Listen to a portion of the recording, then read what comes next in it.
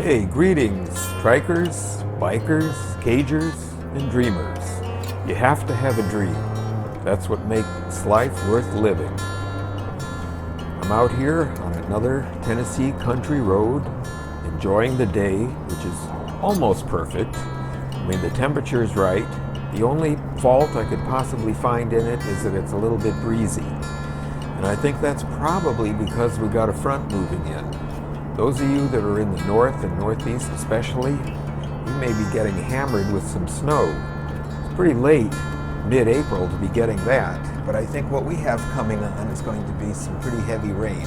It probably won't last really long, but it will probably start tonight, Saturday night, April 14th, and go on into Sunday, April 15th, probably most of the day. Hopefully it'll be mostly out of here by Monday, April 16th, which will be good. I can get outdoors and take a walk and exercise and have a good time.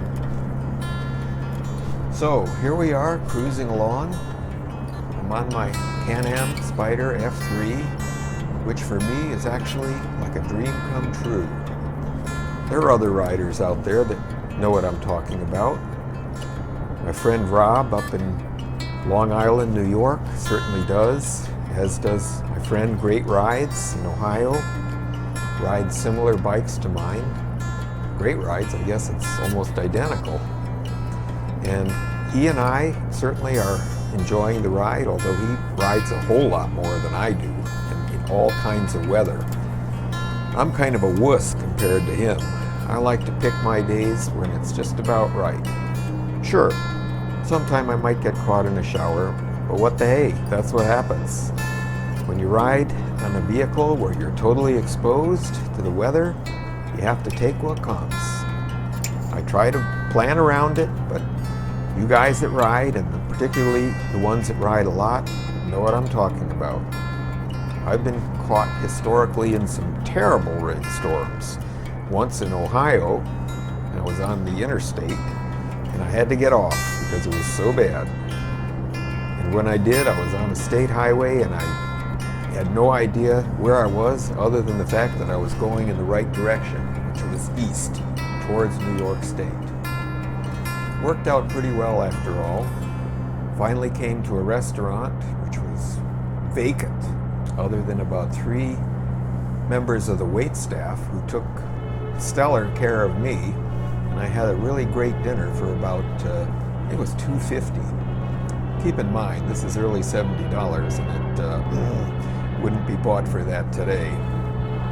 But anyway, I got fed, dried out a little bit, and found out how I could hook up with a road that I was more familiar with and it would get me back home. And so I did. Later on in the day, I outran the rain. Had a great run on home to my home, which was south of Syracuse, New York. Generally the area where I grew up. But today, look at this. Look at this road. Look at how everything is starting to get green. Unlike some of my earlier videos where everything was kind of brown and drab. And we've got a road here that's got some twisties in it. It's a little bit technical, not real technical, but it's a great ride just the same. I'm enjoying it. Ride along with me and see if you enjoy it too. You know, a little over a year ago, I came to the conclusion that motorcycles weren't going to be for me anymore. Couldn't do it. I'm advancing in years, and I have a lot of arthritis. Riding a trike doesn't make that any better. But I also have something called peripheral neuropathy, which tends to make it a little difficult to feel exactly what your legs and feet are doing, which is kind of bad when you come to a stop on a motorcycle. I had a friend named Stan back in Chicago that bought his, I believe, first Harley Davidson, which was, I think it was a 100th anniversary edition Electroglide. It's a pretty bike too. I know he was having fun with it. But he had that same difficulty with the peripheral neuropathy. And I didn't see it happen, but I heard him later on.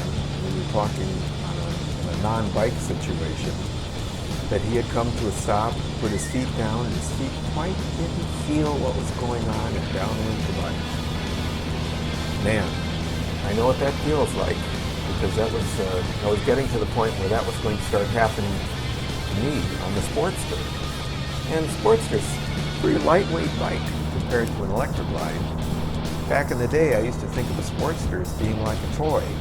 Well, at about maybe 560 pounds wet, it's no toy.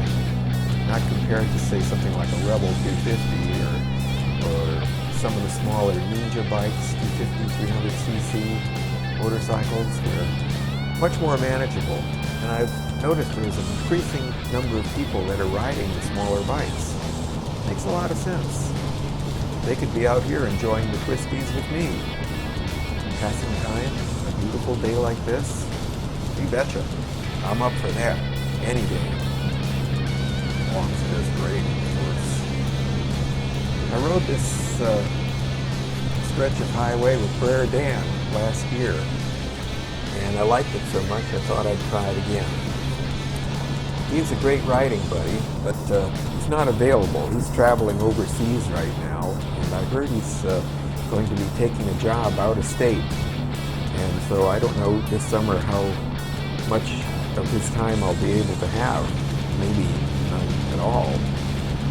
So, but last video I rode with the Calico Riders, which is the riding club that I belong to, and we took a ride down to Alcoa Good Times in Louisville, Tennessee. That was the first actual ride I did with a club, although I've been a member for over a year. And now that I feel more comfortable with the Spyder and doing a group ride, even though it was a relatively small one, I say bring it on. I'm ready to do it. I'm going to enjoy riding with these people. I got to know one fellow, looks like he takes a right here, that turns out he grew up in the same part of central New York that I did. And we even went to the same high school. I only went there for 1 year, and he was 7 or 8 years younger than I am, so we never had any time in common there, but we were kind of reminiscing about the teachers that we had back then. And he knew some of the ones I knew, some of the others, I suppose, had retired or moved on or whatever, but it was interesting to make that connection. It's something I totally wasn't expecting. And now I feel a little closer to Jim and his wife Terry. You build on relationships when you go to events like this. And some people, who knows, they become lifelong friends. Never know. Maybe sometime I'll give them a call and say, hey, let's go for a ride. Let's shoot down Route 160 and go to Tellico Grains and have some lunch. Wouldn't be hard to talk me into something like that because it's a great restaurant. Tellico Plains is kind of an interesting town. We spent some time there. The first year we were in Tennessee and got to know some folks through a church down there. And actually did a couple of mission trips to Estonia. That was kind of headed up by one of the families that were part of that fellowship. Interesting story, perhaps to be shared at another time. But anyway, so I ramble on. And I'll tell you what, I'm really enjoying this ride. I had to get it in today because tomorrow I got a feeling I'll be working in the garage. The Spyder really doesn't need anything, other than maybe checking the tire pressures. But I got to get to work on the BSA and getting that back into roadable condition.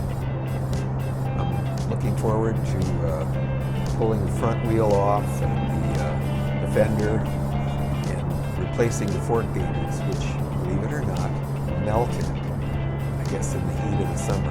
I didn't know that that was possible, but apparently it is. I never even considered how difficult a task that was going to be, because taking them off was basically peeling off what was left of these mushy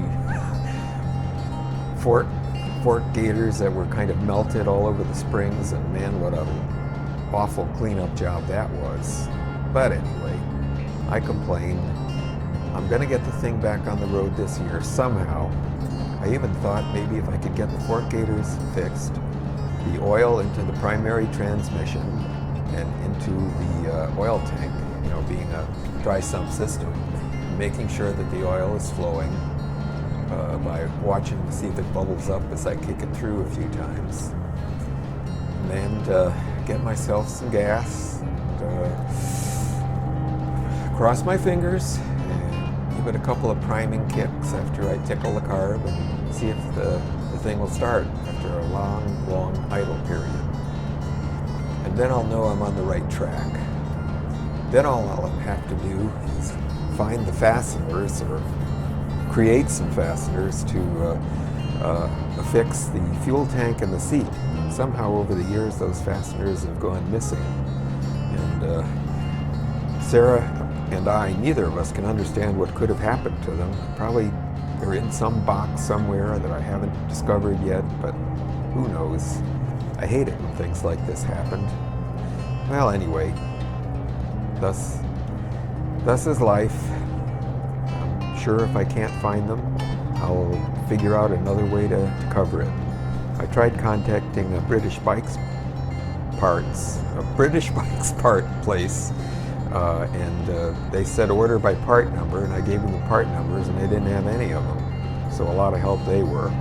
Well, anyway, I'm going to sign off, finish out with the music, and to all you guys out there, and gals too, that are riding, keep the rubber side down, the shiny side up, enjoy, and have a great summer. Out.